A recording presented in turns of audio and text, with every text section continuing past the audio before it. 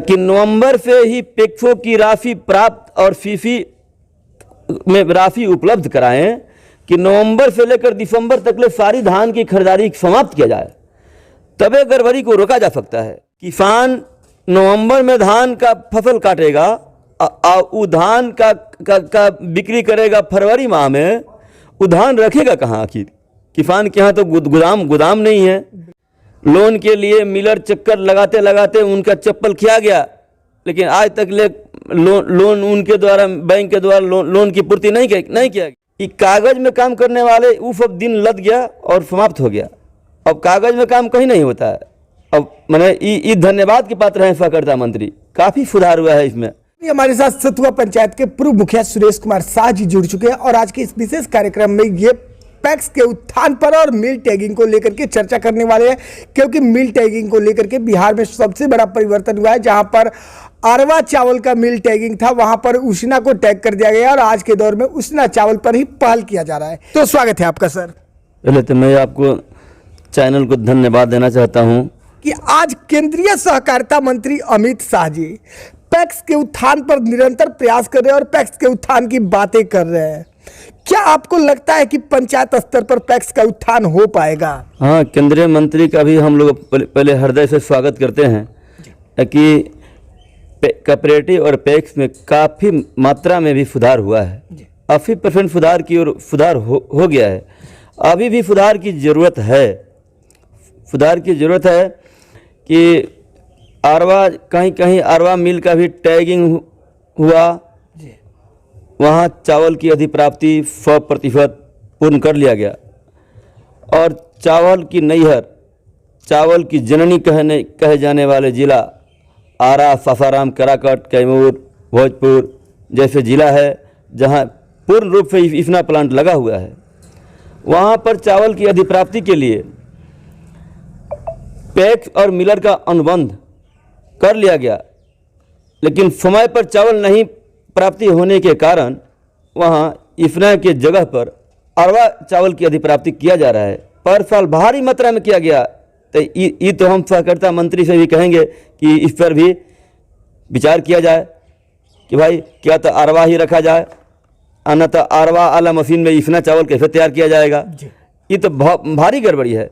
ये कागज में काम करने वाले वो सब दिन लद गया और समाप्त हो गया। अब कागज में काम कहीं नहीं होता है। अब मैंने ये धन्यवाद के पात्र हैं सहकारिता मंत्री, काफ़ी सुधार हुआ है इसमें।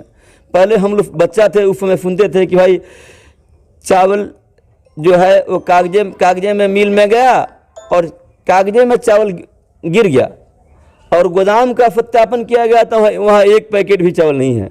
अभी हम लोग का चावल मिल है, पार्वती राइस मिल के नाम से सारण जिला में कोऑपरेटिव में टैग है। हम लोग के यहाँ भी चावल हम लोग FFC को प्राप्त कराते हैं, लेकिन चावल एक बैग में 50 किलो के जगह 51 किलो भरते हैं और गाड़ी भी धर्मकट्टा पर लोड होती है और GPS के माध्यम से, लोकेशन के माध्यम से गाड़ी जाती है, तब गाड़ी खाली होती है जी। लेकिन सर सबसे बड़ी बात यहाँ पे आ रही है कि बिहार में सबसे बड़ा परिवर्तन हुआ है, जहाँ पर अरवा का चावल पूर्व तक जाना जाता था, चंद दिन पहले जाना जाता था, अचानक जो है बॉयलर में टैग कर दिया गया और उसीना देना है। इस पर आपकी क्या राय है? इफना देना है, ये तो अच्छा, ये तो सबसे अच्छा बात है कि अरवा को समाप्त किया जाए और इफना लागू किया जाए। लेकिन सहकारिता मंत्री से भी हम ये आग्रह करेंगे कि यहाँ के जो बैंकर है, सारण जिला और पूरे बिहार के बैंकर हैं, सहकारिता मंत्री बोलते रह जाएंगे और बैंक 1 रुपया भी लोन देने के लिए तैयार नहीं है। लोन के लिए मिलर चक्कर लगाते लगाते उनका चप्पल खिया गया, लेकिन आज तक ले लोन उनके द्वारा, बैंक के द्वारा लोन की पूर्ति नहीं किया गया। बिल्कुल।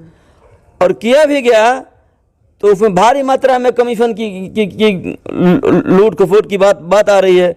कैसे लगेगा? 11 करोड़ की लागत से मिल लगेगी, उसका इंटरेस्ट, बैंक का इंटरेस्ट समझ लीजिए, बहुत भारी बोझ होगा। मैंने ज़मीन तक ले हम लोग बेच देंगे तभी भी मैंने वो कर्ज फंसेगा नहीं। इसीलिए हम सहकारिता मंत्री से भी कहेंगे कि भाई इस पर थोड़ा सा सुधार किया जाए। क्या तो मैंने मिलर को भी अनुदान दिया जाए, 50% की अनुदान दिया जाए ताकि मैंने बिहार में भी इफना का प्लांट मैंने का भी विस्तार हो सके। बिल्कुल सर, लेकिन सबसे बड़ी बात यहाँ पे आ रही है कि सारण जिले की अगर बात करते हैं तो सारण जिला में कोऑपरेटिव बैंक नहीं है, तो फिर हम पैक्स के उत्थान की कल्पना कैसे कर सकते हैं सारण जिला में, और मिल की जो है सुचारू रूप से चलने की हम कल्पना कैसे कर सकते हैं कि जो चाहे वो उसना हो या फिर अरवा हो सुचारू रूप से चल सकेगा और सारे पैक्स जो है टैग हो करके मिल से जो है अपना चावल निर्यात कर पाएंगे और एसएफसी को दे पाएंगे। पहले तो धान की अधिप्राप्ति, पैक्सों के द्वारा धान की अधिप्राप्ति करना, उसके बाद ही चावल फीमर गिरता है जी। धान की अधिप्राप्ति का समय 15 या 20 फरवरी तक ले सरकार के द्वारा तय किया जाता है। ये सबसे बड़ा गड़बड़ी का कारण है।